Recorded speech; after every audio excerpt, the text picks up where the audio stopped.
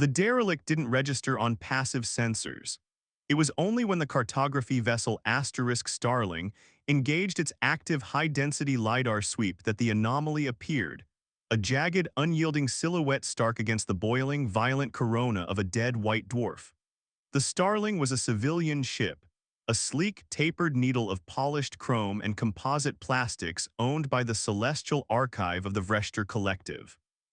It was built to map neutron stars and chart the gravitational ripples of binary black holes. It was absolutely not built to encounter what was currently sitting in the high radiation orbit of the stellar corpse. Pilot Kalen, a Vreshter with faceted, crystalline eyes that refracted the dim purple light of the bridge, leaned over his console. His four-fingered hands danced across the haptic interface, filtering out the electromagnetic noise of the dead star. The silhouette sharpened. It was not an asteroid, it was a geometric nightmare. "It is a vessel," Kalen said, his voice a harmonics-rich vibration translated through the ship's comm system. "Length 4.2 kilometers, mass estimated 900 million metric tons, configuration," he trailed off, his crystalline brow furrowing in a way that suggested his logic processors were struggling with the data.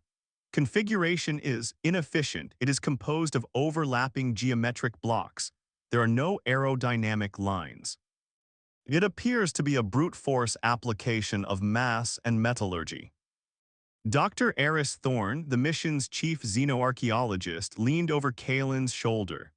Thorne was a Silan, a bipedal species descended from arboreal predators covered in short russet fur.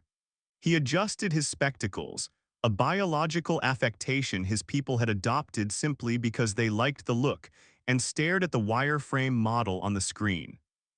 "Look at the surface," Thorne murmured. "It's not smooth, it's armored, plate over plate over plate, and those protrusions along the lateral axis, those are turrets. Kalen, those are kinetic weapon turrets. This is a warship." "A warship orbiting a dead star in the middle of the Abyssal Reach," Kalen replied, his tone dripping with Vreshter skepticism. "The Reach has been devoid of sentient life for over 6,000 years. There are no habitable worlds within 500 light-years. Who would build a warship here and why?" "The question isn't who," Thorne said, a thrill running through his predatory instincts. "The question is when. Run a spectrographic analysis on the hull plating. I want to know what that metal is." Kalen initiated the scan. The Starling lanced out a tightly focused beam of neutrinos, designed to bounce off the atomic structure of the derelict and return a comprehensive molecular breakdown. The results scrolled across the screen. Kalen stared at them, then stared at Thorne. "This is impossible." "Read it," Thorne demanded. "The hull is composed of a depleted uranium-tungsten carbide alloy encased in a carbon nanotube mesh. The craftsmanship is," Kalen paused, checking the algorithmic assessment.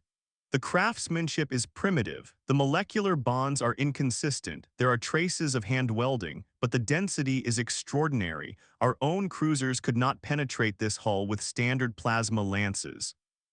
Thorne felt his heart's beat a little faster.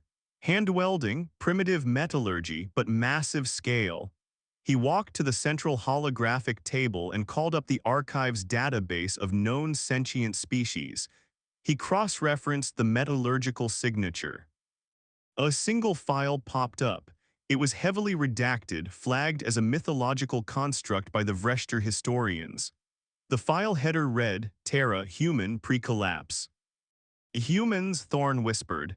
"Kalen, this is a human warship from before the collapse." "The humans destroyed themselves," Kalen stated flatly.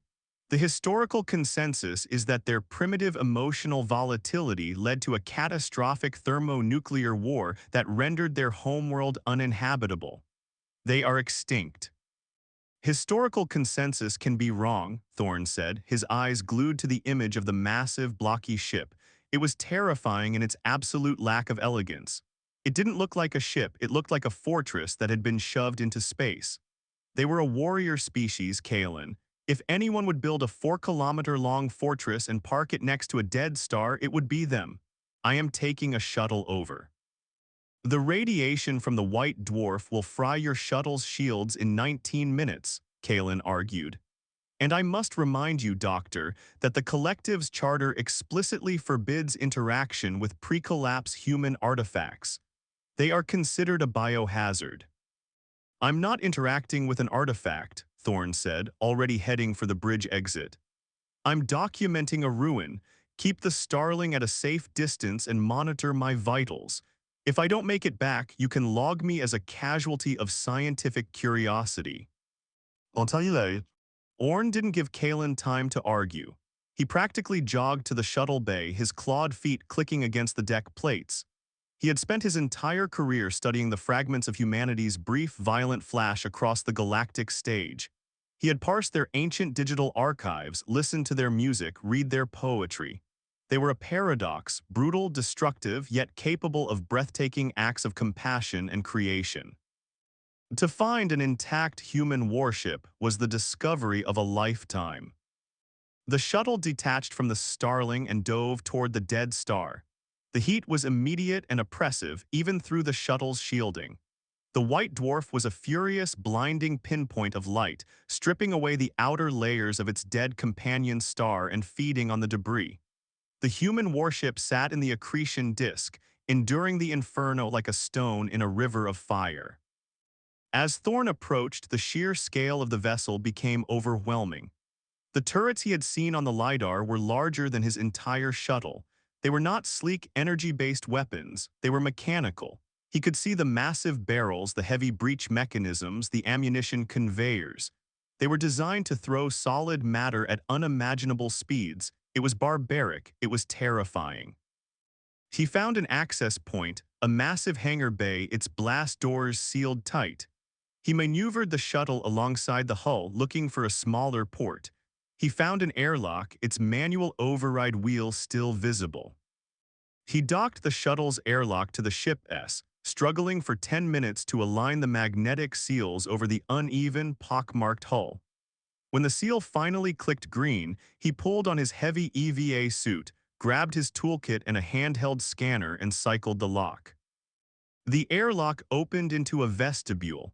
There was no atmosphere on the other side, just the hard vacuum of space. Thorne floated inside, his magnetic boots locking onto the deck grating. He swept his suit lamp across the walls.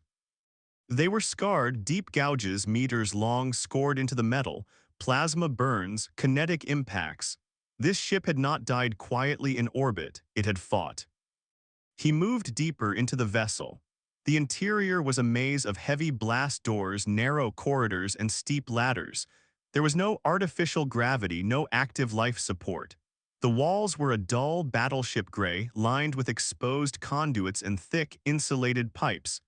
Everything was built to take a beating and keep functioning. He entered what he assumed was the bridge. It was a cavernous room dominated by a massive, armored glass viewport that looked directly out at the raging accretion disk. The consoles were dead, their screens dark. The chairs were empty. But they weren't dusty. Thorne frowned, sweeping his scanner over the command chair. There was no particulate matter, no biological decay, no micrometeorite dust. The bridge was immaculately clean, preserved in a perfect vacuum. He floated over to the central console. It was entirely physical, no holographics, no touch screens, just heavy mechanical switches, analog dials, and toggle buttons. He recognized the design language from the ancient human archives. It was a Leviathan class Dreadnought, the backbone of the old United Earth Navy. He reached out to touch a large, red toggle switch labeled Main Battery Control. A low, deep hum vibrated through the deck plating. Thorne yanked his hand back, his fur standing on end. The sound wasn't coming from the console, it was coming from the ship itself. The floor beneath his boots was trembling. He looked at the dead screens. One of them flickered. A thin line of amber light appeared at the bottom, slowly crawling upward like a waking eye. Then another screen flickered, then another. The hum intensified.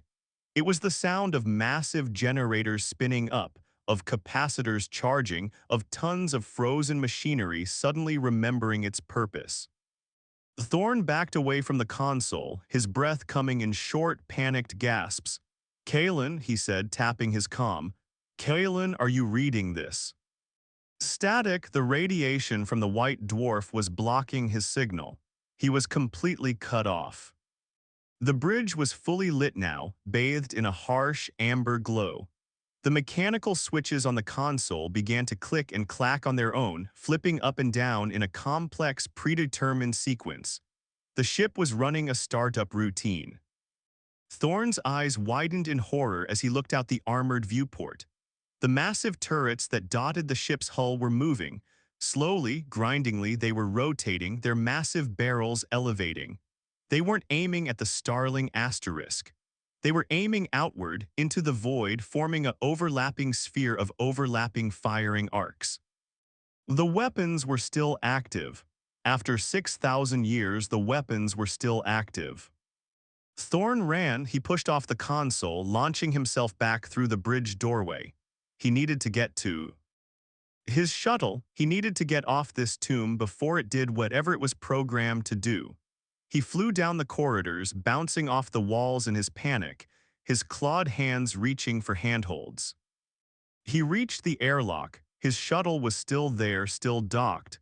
He slammed his hand on the cycle button. The inner door hissed open. He threw himself inside and hit the detach sequence. The shuttle's magnetic clamps disengaged.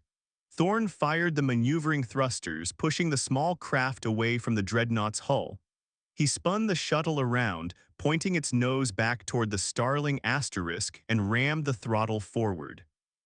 Behind him, the human warship came fully alive. It didn't move from its orbit. It didn't need to. From its flanks, dozens of heavy doors slid open, revealing rows upon rows of missile tubes. From its dorsal and ventral turrets, the massive kinetic barrels began to spin, reaching a blur of motion. And then the ship opened fire. Not at Thorne, not at the Starling asterisk. The Dreadnought unleashed a wall of solid metal into the dark. Thousands of kinetic slugs, each the size of a ground car, erupted from the turrets at a significant fraction of the speed of light. Simultaneously, a swarm of missiles launched, their chemical rockets igniting in the vacuum, leaving trails of white fire as they arced away from the dead star. The target was invisible to Thorne's naked eye, but his shuttle's sensors screamed a warning. 10,000 kilometers ahead of the human ship, the vacuum of space was tearing open. A rift was forming. It was not a natural phenomenon. It was a geometric tear, a perfect triangle of absolute blackness that was bending the light of the accretion disk around its edges. As Thorne watched, something began to push through the rift. They were organic. Massive bioluminescent tentacles, slick with a viscous fluid, groped their way into normal space. They were followed by a head, a nightmare of snapping mandibles, and 1,000 glowing, emotionless eyes. It was a leviathan of flesh and chitin, a living ship, and behind it Thorne could see dozens more, a swarm of biological horrors pushing through the tier. The human kinetic slugs hit the lead creature a fraction of a second later. The effect was devastating. The slugs, moving at relativistic speeds, didn't just puncture the creature's hide, they transferred so much kinetic energy that the organic matter instantly vaporized. The lead leviathan simply ceased to exist, its front half turned into a cloud of superheated plasma. The following missiles slammed into the creatures behind it, detonating with the force of small suns. The rift was swallowed by nuclear fire. The tier in space shuddered, destabilized by the localized destruction, and collapsed in on itself, winking out of existence. Thorne stared, his mouth hanging open, his mind unable to process what he had just witnessed. A 6,000-year-old ship, running on automated systems, had just effortlessly annihilated an invading fleet with primitive kinetic weapons and nuclear warheads. And then the turrets rotated again. This time they were aiming at him. The amber glow of the bridge lights was replaced by a harsh, strobing red. The ship had registered his shuttle as a potential threat. Thorne didn't hesitate. He shoved the throttle to the absolute maximum, the shuttle's engines screaming in agony. A single kinetic slug whipped past his cockpit, close enough that the shockwave spun the shuttle end over end. Thorne fought the controls, his claws digging into the armrests. Another slug hit the accretion disk behind him, sending a plume of superheated gas thousands of kilometers into space. "Kaelin," Thorne screamed into the comm, fighting the spin. "Kaelin, get me out of here." On the Starling, Kaelin had watched the entire event unfold on his long-range sensors. He had seen the ship power up. He had seen the invisible enemy die. And he had seen the ship turn its guns on the shuttle. His crystalline face was pale, his logical mind struggling to reconcile the brutality and efficiency of what he had just witnessed with the Vreshter doctrine of passive defense. He didn't wait for clearance from the collective. He didn't log a report.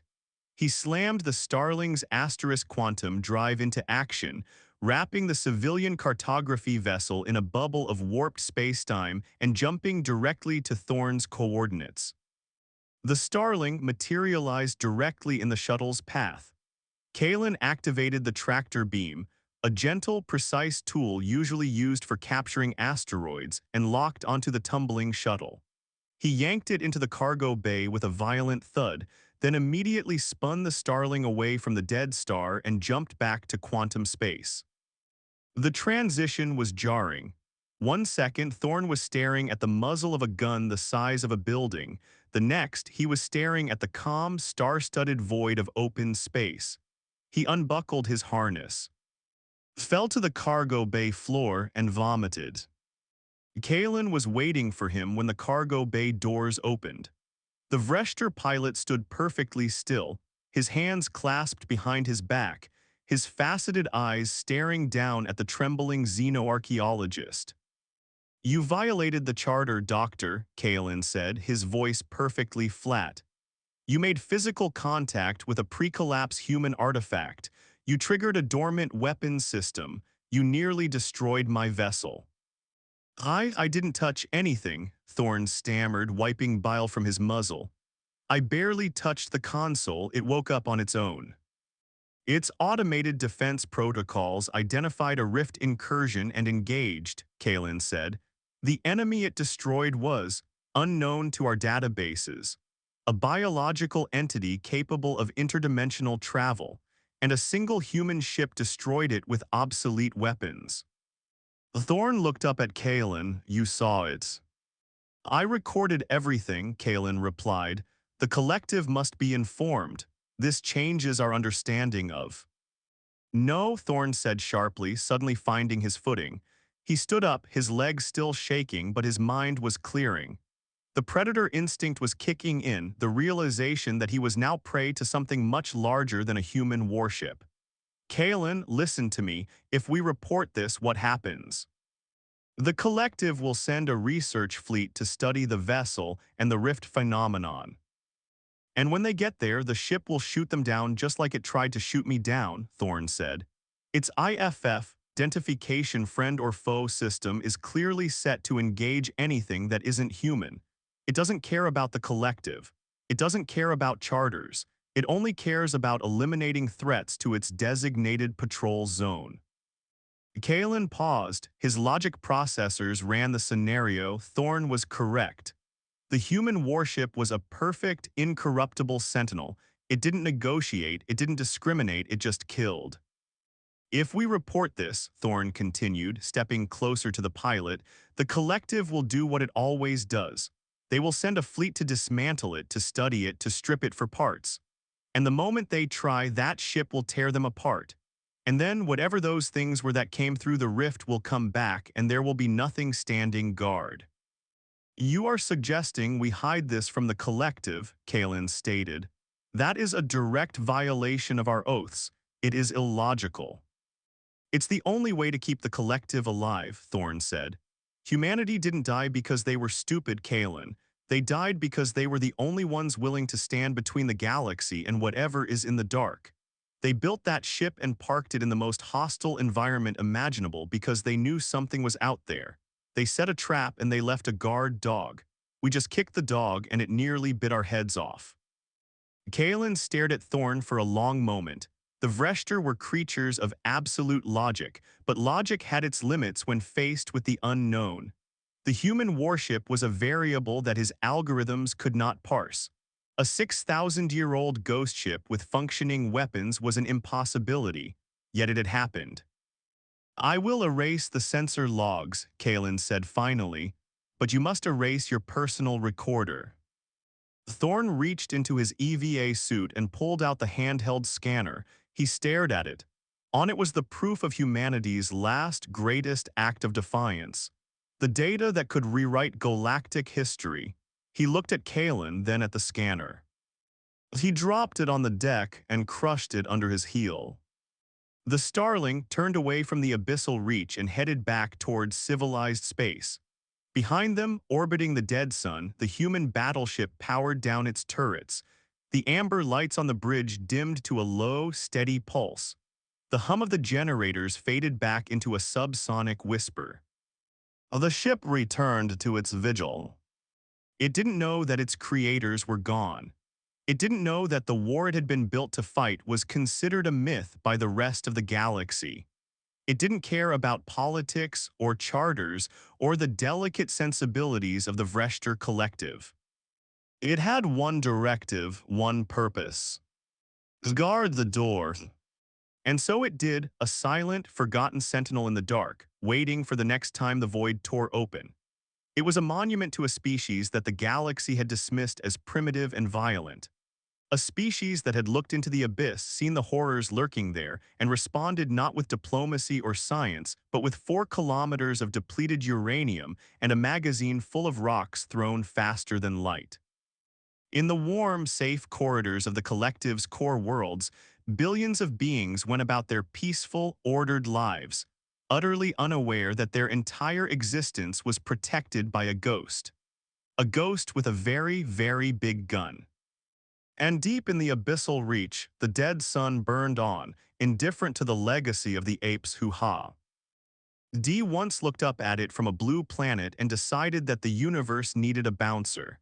The guns remained hot, the radar swept the dark. The human warship waited, patient as stone, resolute as death. Some doors are meant to stay closed, and some species are meant to stand watch.